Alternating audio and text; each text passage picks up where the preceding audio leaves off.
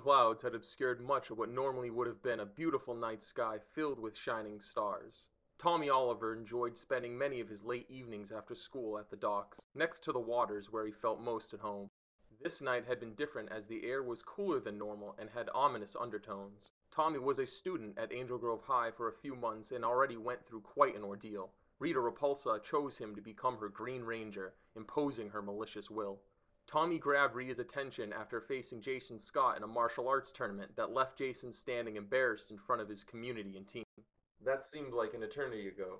Tommy had buried much of his warmer feelings deep behind a boiling layer of hatred for the Rangers. Somehow playing the dragon dagger made him feel at ease. The weapon was more of a short sword than a dagger, as it was almost 2 feet long from hilt to tip.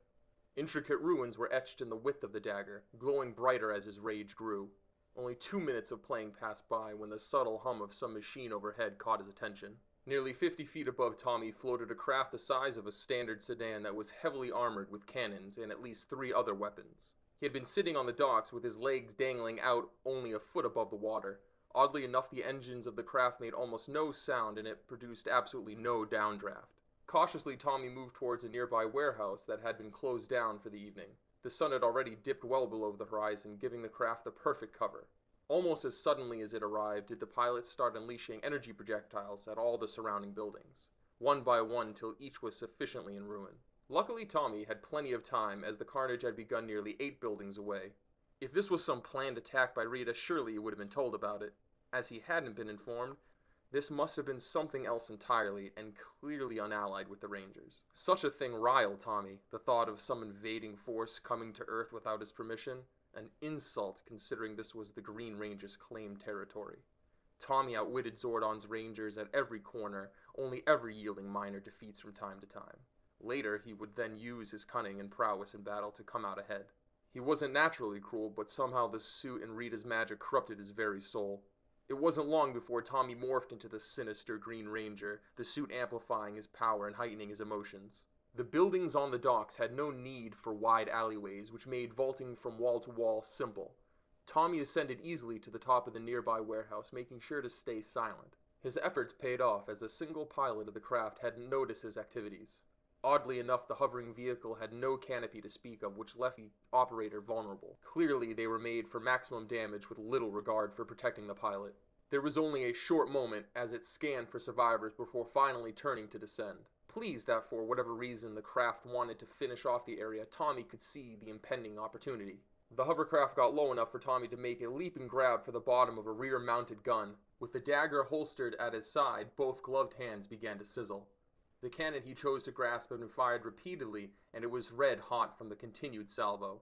Wisely, he chose not to hang there for long and hastily launched himself up onto the deck just behind the pilot. The man piloting the craft was dressed in a foreign military garb, all white, with shining bulky plating. The one place I come for a little peace. The one place no living soul cares about during the night. Tommy had moved up just a few feet from the soldier, who was only now coming to realize that someone had snuck up on him. And now I've got to deal with all this bright fire stealing the beauty of the night sky. Nah, not tonight.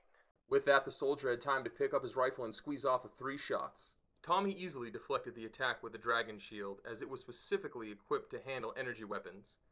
A painful fact that the Rangers learned, as Tommy could defeat them all single-handedly until it escalated into Zords being called upon. In this instance, the projectiles felt like spitballs as they bounced about, causing unknown damage to the craft. The vehicle seemed sturdy enough as it remained afloat in the air.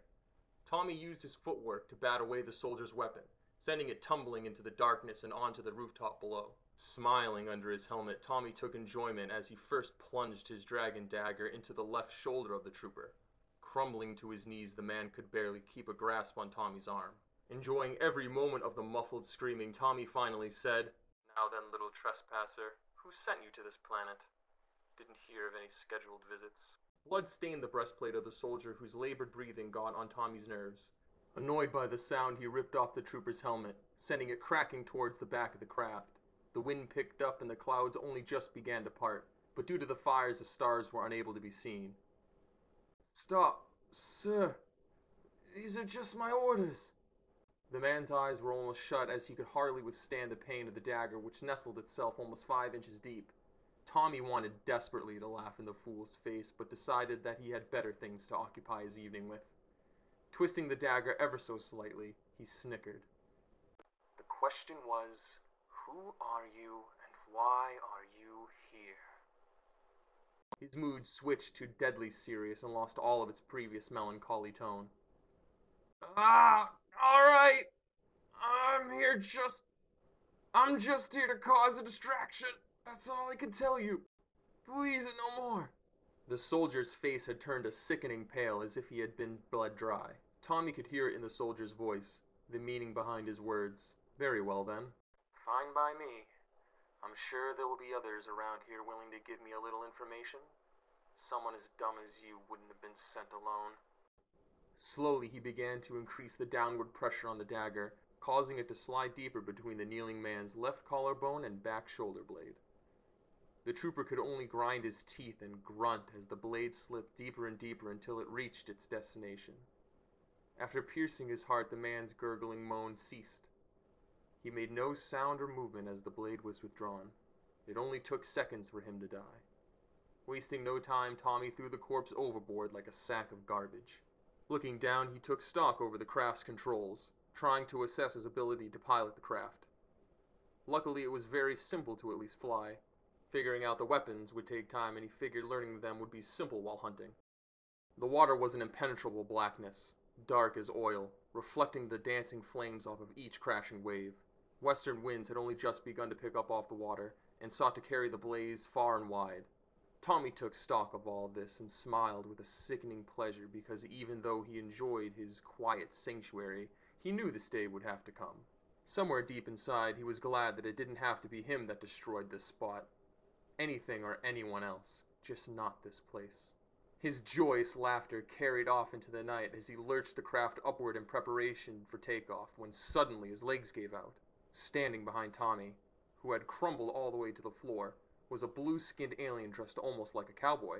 Two ribbed pipes protruded from his cheeks and coiled back someplace behind him. The eyes of this creature were a solid red that gazed out cruelly. They never moved from the green lump that lay before him. Already caught me one of them. These things green. Wasn't on the itinerary, but the price should be the same. The humanoid alien spoke into a communicator device stitched into the collar of his jacket. Let 'em know they'll have one more mouth to make sing. The voice responding was barely audible even through Tommy's helmet amplifier. He was only able to make out, "Each will give alien credits. Or alive, doesn't matter." What had been a jumble of questions in his mind quickly uncluttered as the situation became clear. It was still foggy as to what part the soldier had to play in all this, but the figure next to Tommy was true professional. Unfortunately, Intergalactic News didn't reach out this far, so the weight of having such a celebrity was lost on him. Tommy Oliver was still in shock. His legs felt as though they had been crushed by a boulder. Only pure rage kept him from succumbing to the pain and passing out.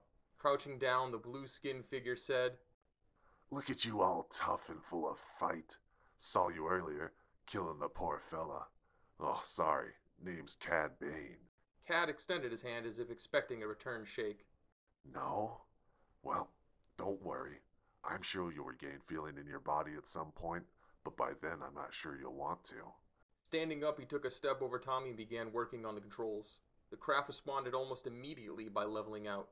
Cad turned back and looked down at Tommy, who was still somehow awake. Look, fella, you might as well sleep. Not like that sword over there will do anything for you now. We're a bit past all that. More than once, Tommy tried to muster all his strength and reach for the dagger, but couldn't even wiggle his fingers. Only his eyes had responded, as they remained fixated on the bounty hunter who had taken him by surprise. Looking down, Cad Bane could see Tommy was about to pass out. Don't worry, Ranger. Your brothers and sisters will be with you soon. Each of their heads will pay for a new ship to add to my growing fleet. Somehow the words felt like a hollow joke only Cad Bane would find amusing. Nothing but guilt and frustration consumed Tommy's thoughts as he slowly lost his strength. For starters, he had no idea who the invaders were, and now another yet unidentified combatant took him captive. Rita wasn't at the root of this, clearly. No captain under her command could ever come close to equaling Tommy's abilities. The only comforting aspect of this is that Cad clearly thought Tommy to be with the Power Rangers, a laughable notion to anyone with knowledge of current events. Cad was no fool, however. Many considered him to be the greatest bounty hunter of his generation, only second to the fabled likes of Jango Fett. With all the uncertainty swirling around Tommy's head, it was clear that Cad had everything well in hand. Somehow it felt as though a viper had just been captured, and throughout the night, little rabbits would be added to the cage.